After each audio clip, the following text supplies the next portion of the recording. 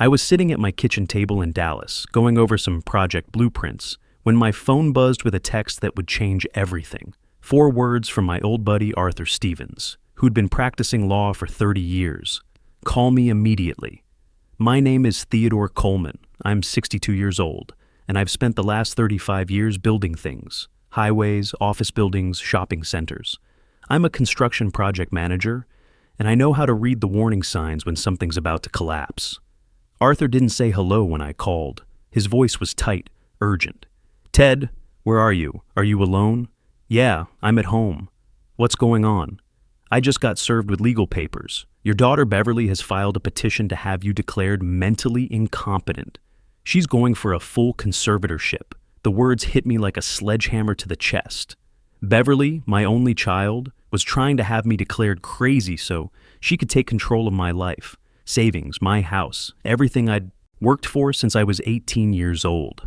I stood there in my kitchen, looking at the same counter where my wife Dorothy used to make her morning coffee, and learned that my daughter was planning to destroy me. Let me back up a bit. Dorothy died 3 years ago from cancer. Those were the hardest months of my life, watching this strong woman who'd raised our daughter and managed our household fade away. We'd been together for 32 years. After the funeral, I thought Beverly and I would get closer, help each other through the grief. Instead, she started treating me like her personal ATM. First, it was $15,000 to help with her student loans. Then another $20,000 when she got laid off from her marketing job. Then $8,000 for her car payment when her credit got maxed out. I kept writing the checks because, well, she's my daughter. Dorothy always said I spoiled her too much. "On what grounds?" I asked Arthur, trying to keep my voice steady. "Depression, cognitive decline, inability to manage. Finances. She's got some doctor lined up to testify that you're a danger to yourself." He paused. "Ted, this Dr. Eugene Parker, he's what we call a hired gun. Guy will diagnose whatever you pay him to diagnose." I walked over to the living room window and looked out at my front yard. I'd just finished reseeding the grass last weekend. My neighbor Earl had helped me move some heavy bags of fertilizer. I was sharper and stronger than most guys 20 years younger. "When's this happening?" "Hearing's in 3 weeks. But Ted, there's something else. She's not just asking for financial control. She wants immediate authority to sell your house. That stopped me cold. This house was worth about $450,000, paid off completely. It's where Dorothy and I raised Beverly, where Dorothy spent her last days. Why would Beverly need to sell it so fast? I need to know what she's really up to," I told Arthur. "Give me a couple days to figure this out." That Tuesday, I drove over to Beverly's apartment for our usual dinner. She lived in one of those trendy complexes near downtown, all granite countertops and stainless steel appliances that cost her $2,200 a month she couldn't afford. Beverly hugged me at the door, but it felt different. Calculated, like she was measuring me for a coffin. "Dad, you look tired," she said, guiding me to her couch. "Are you sleeping okay? Eating enough?" I played along. "Oh, some nights are better than others. Still miss your mom. Of course you do. That's completely normal." Her voice had that fake concerned tone people use when they're about to sell you something. "Dad, I've been thinking, you've got so much on your plate with the house, the finances, all those investment accounts. Maybe I could help take some of that stress off you." There it was, the sales pitch. Help how? Well, I could handle the day-to-day stuff, pay the bills, manage the investment portfolio. You wouldn't have to worry about any of it. You could just relax and enjoy your retirement. I looked at my 32-year-old daughter, who'd never held a job for more than 18 months, who'd maxed out every credit card she'd ever owned, and she wanted to manage my $2.5 million retirement nest egg. "That's very thoughtful, sweetheart. Let me think about it." The flash of triumph in her eyes made me sick. After dinner, I drove straight to Arthur's office. He was waiting with a stack of papers. "I had my investigator run a financial check," he said. "Ted, your daughter is drowning. She's got $60,000 in student loans, $35,000 in credit card debt, and she just co-signed on a $45,000 loan for her boyfriend Roy's food truck business." Roy Campbell, the 29-year-old entrepreneur who'd been mooching off my daughter for the past year. Guy had more failed business ideas than a late-night infomercial. The food truck failed spectacularly. Health department shut it down after 2 weeks. They're on the hook for the full amount, due in 6 months. I did the math in my head. $140,000 in debt for a girl who made maybe $35,000 a year when she was working. No wonder she needed to liquidate my house fast. So, what do we do? Arthur leaned back in his chair. We fight. But first, we gather intelligence. They think you're a confused old man who can't take care of himself. Let's give them exactly what they expect to see. For the next 2 weeks, I became the most forgetful man in Dallas. I called Beverly 3 times asking where I'd put my car keys. I showed up at her apartment on the wrong day for dinner, confused about our schedule. I left her voicemails asking the same question twice. Each time, I heard the excitement in her voice. She was building her case, collecting anecdotes for Dr. Parker about my declining mental state. Meanwhile, I was collecting evidence of my own. See, when you've managed construction projects for 35 years, you learn to document everything.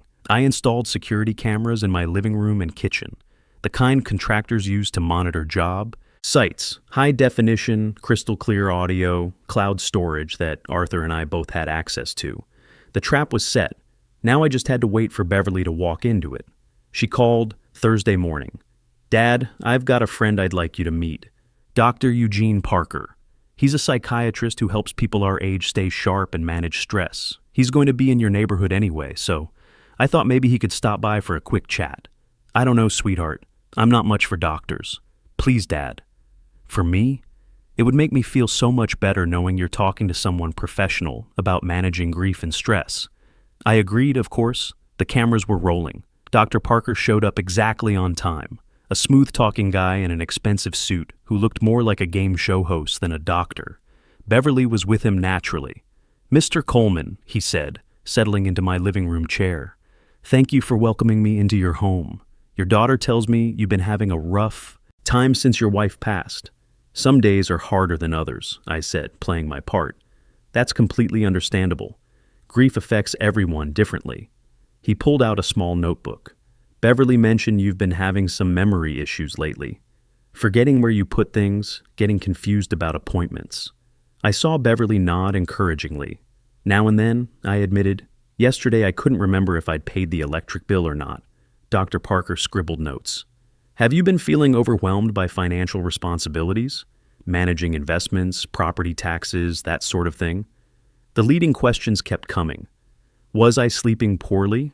Did I feel anxious about making decisions? Had I been avoiding social situations? I gave him exactly what he wanted to hear, a picture of a man slowly losing his grip. Then he pulled out a sheet of paper. "I'd like to try a simple cognitive test, just to get a baseline. Could you draw a clock face for me and set the hands to 10? Minutes past 2? This was it. The test Beverly was sure I'd fail. I took the pen and started drawing. But here's the thing. I'm not just any retiree. I'm a guy who spent his entire career reading blueprints, calculating load-bearing weights, and designing structural systems. I didn't just draw a clock. I drew a perfect circle using the coffee mug as a guide. I placed the numbers with mathematical precision, spaced exactly 30 degrees apart.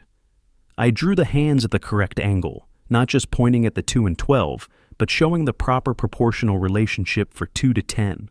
Then, because I couldn't help myself, I added the internal mechanism, the escapement wheel, the pendulum, the gear train, a complete technical diagram of how an analog clock actually works. Dr. Parker stared at the drawing. This wasn't what he'd expected from a man with cognitive decline. Beverly looked confused. "Dad, that's very detailed." "Well, you asked for a clock," I said. "That's how clocks work." "Doctor?" Parker quickly folded up the paper. "Thank you for your time, Mr. Coleman. I have everything I need." They were out the door in less than 5 minutes. I sat in my living room and watched the video footage. Beverly coaching Dr. Parker in the driveway, her frustrated gestures, his defensive body language. They knew their star witness had just bombed, but I wasn't done. Arthur had arranged for a real evaluation. Dr. Helen Rodriguez, chief of psychiatry at Southwestern Medical Center, came to my house the next day. For 3 hours, she put me through every cognitive test in the book: memory recall, abstract reasoning, mathematical calculations, spatial relationship puzzles. When she was finished, she looked at me over her glasses. "Mr. Coleman, in 25 years of practice, I rarely see cognitive function this sharp in men half your age. Your memory is exceptional, your reasoning skills are in the 98th percentile, and your problem-solving abilities are frankly remarkable. So, I'm not losing. My mind. You're not losing anything. What you are is a man under extreme stress from a predatory legal attack. That's not mental illness. That's a rational response to betrayal. The day before the hearing, I got a call that changed everything. "Ted, it's Joyce," my niece said from Portland. Joyce Williams, my sister's daughter, the quiet girl who'd become an oncology nurse. Beverly had always looked down on her, calling her the boring cousin. "Joyce, honey, how are you?" "I'm driving down to Dallas tonight, Uncle Ted. I'll be at the courthouse tomorrow." That confused me. "Why would you come to the hearing?" There was a long pause. "Because I'm the trustee, Uncle Ted. Aunt Dorothy made me the trustee of your family trust 3 years ago. I thought you knew." My legs went weak. I sat down hard in my kitchen chair. What trust? The Coleman Family Irrevocable Trust. Aunt Dorothy transferred everything. The house, the investments, all of it. You're the lifetime beneficiary, but I control the assets. She said if anyone ever tried to take advantage of you, especially Beverly, this would protect you. I was speechless. My brilliant wife had seen this coming 3 years ago. "Joyce, does Beverly know about this?" "Not yet, but she's about to." The hearing was set for the following Tuesday. I put on my best suit, the one I'd worn to Dorothy's funeral, and met Arthur at the courthouse. Beverly was there with her lawyer, Albert Cooper, a guy who looked like he'd rather be anywhere else. She was dressed like the grieving, responsible daughter, all dark colors and concerned expressions. Judge Patricia Martinez called the court to order. In the matter of the conservatorship of Theodore Coleman, counsel for the petitioner may proceed. Cooper stood up and painted a picture of a beloved father now lost in the fog of decline. He spoke of erratic behavior, profound confusion, and dangerous lapses in judgment. Over the past several months, Cooper said, my client has watched in horror as her father has deteriorated. He forgets to pay utilities, becomes confused about simple appointments, and calls her repeatedly asking the same questions. Most concerning, he's become dangerously paranoid, believing his own family is plotting against him. I sat still, watching the judge take notes. The lies were clean, simple, and believable. These symptoms alone would be cause for concern, Cooper continued. But we're also here because Mr. Coleman's significant estate, over $2.5 million, is now at risk. He's become susceptible to undue influence and poor decision-making. That's why his loving daughter had to take this difficult step. The petitioner calls Dr. Eugene Parker to the stand. Dr. Parker walked in, all silver hair and expensive tailoring. He was sworn in and sat down with his practiced smile. Cooper began his questioning.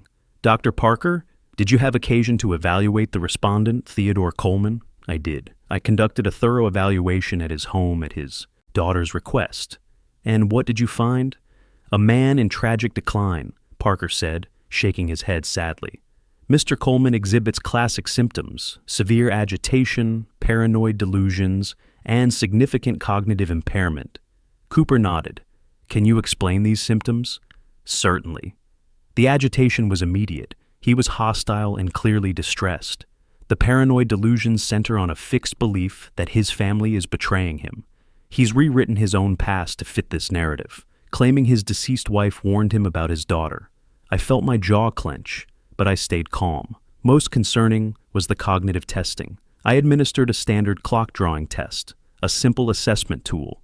Instead of drawing a functional clock, Mr. Coleman became obsessively fixated on mechanical details. He couldn't complete the basic task, showing clear signs of perseveration, a symptom of frontal lobe dysfunction. Parker pulled out my drawing and showed it to the judge. "As you can see, this isn't normal cognitive function. This represents a mind that's lost the ability to follow simple instructions. In your professional opinion, doctor, Mr. Coleman suffers from early-onset dementia complicated by severe paranoid delusions. He absolutely lacks capacity to manage his affairs and requires immediate supervision." Cooper smiled. "Thank you, doctor. Your witness." Arthur stood up slowly, walked to the podium with a single folder, and looked at Dr. Parker with a cold smile. "Thank you, doctor, for that fascinating performance." Cooper jumped up. "Objection? Performance?" "Sustained," Judge Martinez said. "Just ask your questions, Mr. Stevens." Certainly. Dr. Parker, you testified that your report was based on your evaluation of my client.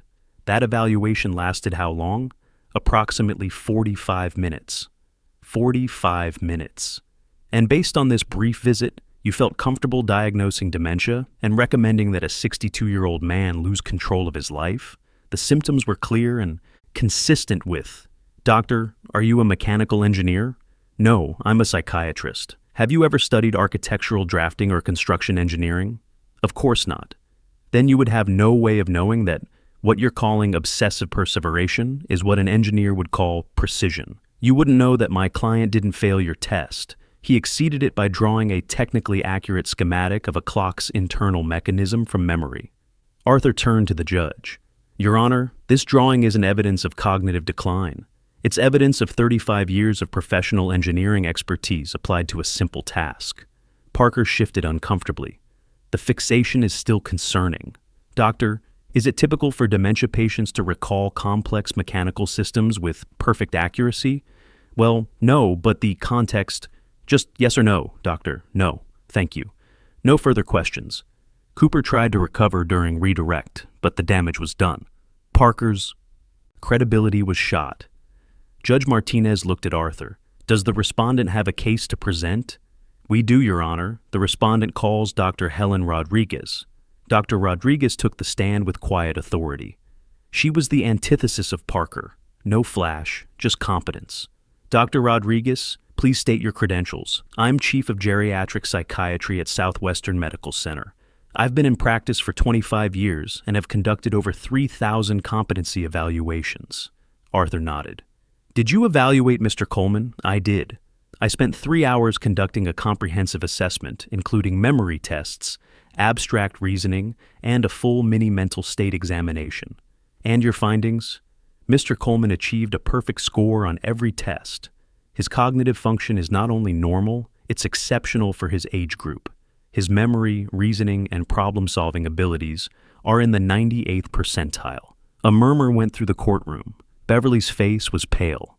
Doctor, did you review Dr. Parker's evaluation? Dr. Rodriguez's expression hardened. I did. It's a work of fiction. Dr. Parker has taken Mr. Coleman's intelligence and expertise and maliciously reframed it as pathology. This isn't just unprofessional, it's fraudulent. In your expert opinion, is Mr. Coleman competent to manage his affairs? Absolutely. Not only is he competent, he's sharper than most people half his age. What he is suffering from is justified anger at a predatory attack by his own family. Arthur sat down. No further witnesses, Your Honor. But he wasn't finished. He pulled out another folder. Your Honor, we have one final piece of evidence that speaks to the real motivation behind this petition. The courtroom monitors flickered to life, showing crystal clear footage of my living room. Arthur had the bailiff cue up the video evidence. Your Honor, this recording was made in Mr. Coleman's home 3 days ago, when the petitioner visited to discuss his care needs. We watched Beverly and Dr. Parker scheming, coaching each other, planning their attack on my competency. The audio was perfect. Every leading question, every coached response, every moment of their conspiracy laid bare. The respondent also presents this audio recording of Dr. Parker's coaching session with the petitioner, made in Mr. Coleman's driveway immediately after their visit. Beverly's voice filled the courtroom. He drew too much detail on the clock test. You said confused people can't do that. What do we do now? Parker's response was damning. Don't worry. I'll adjust my report to emphasize obsessive behavior instead of cognitive decline. The judge won't know the difference. Beverly's face went white. She grabbed Cooper's arm, whispering frantically.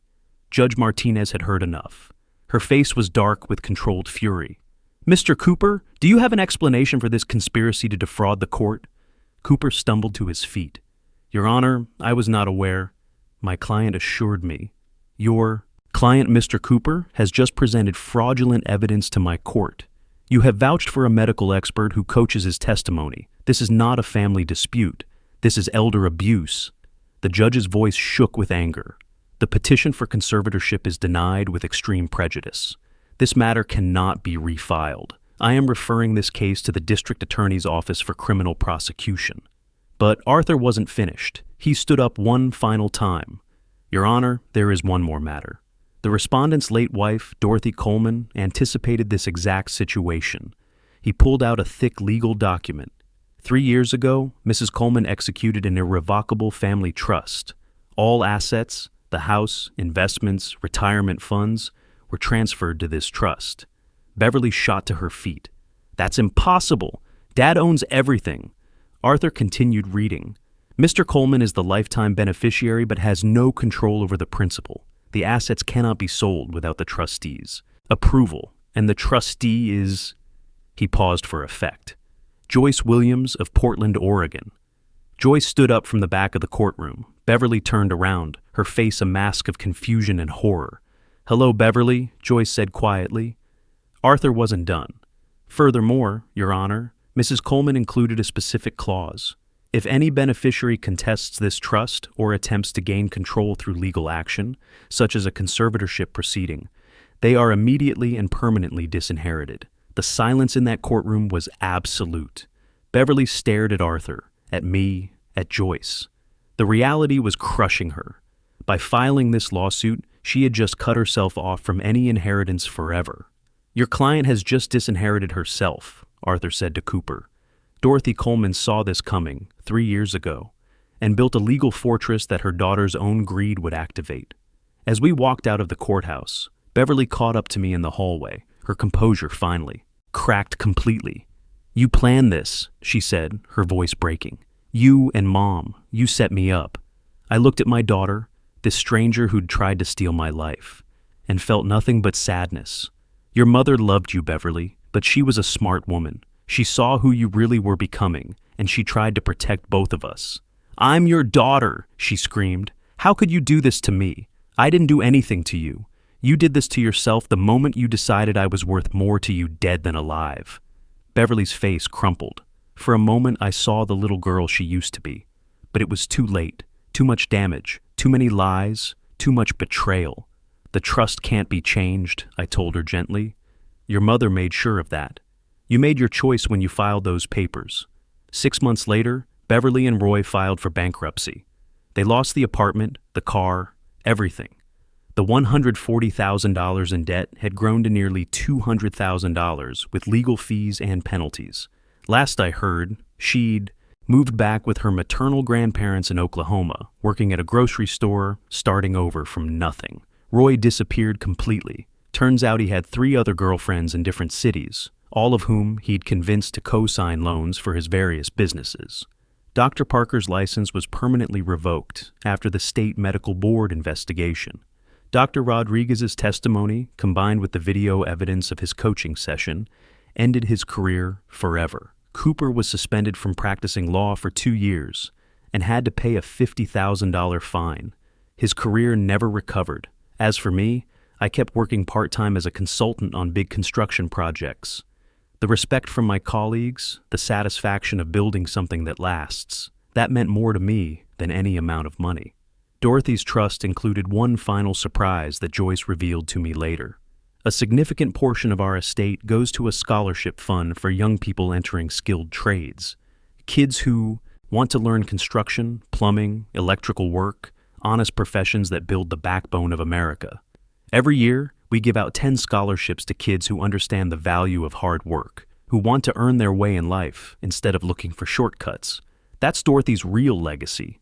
Not just protecting what we built, but investing in people who share our values. I learned something important through all this. When people show you who they really are, believe them. Dorothy tried to warn me about Beverly years ago, but I was too stubborn to listen. I wanted to see the daughter we'd raised, not the woman she'd become. Sometimes the greatest act of love isn't giving someone what they want. It's protecting them from their own worst impulses. And sometimes, protection means setting boundaries that can't be crossed. Beverly made her choice. She chose easy money over family, manipulation over honesty, entitlement over earning her way. The consequences were hers to live, with and mine to accept. I'm 62 years old now, still sharp as a tack, and finally at peace. The house is quiet, but it's a good quiet. The kind that comes from knowing you stood your ground, honored your wife's memory, and didn't let anyone steal what you spent a lifetime building. My marriage to Dorothy lasted 32 years. We raised a daughter, built a home, saved for retirement, and planned for the future, that those plans had to include protecting our life's work from our own child. That's a sadness I'll carry forever, but I won't carry guilt. I gave Beverly every opportunity to be the daughter we'd hoped she'd become. In the end, she chose greed over love, and that choice came with consequences she'll have to live with for the rest of her life. The scholarship recipients send me thank you letters sometimes. Kids who appreciate the opportunity, who understand that nothing worthwhile comes easy. Their gratitude reminds me that Dorothy and I did raise something valuable after all. It just wasn't our daughter, and that's worth more than all the money in the world. Sometimes the people who claim to love you the most are the ones willing to destroy you for their own benefit. And the greatest gift you can give them is letting them face the consequences of their choices. Real strength isn't just about building something worth protecting. It's about having the courage to protect it from anyone who tries to tear it down, even when that someone shares your blood.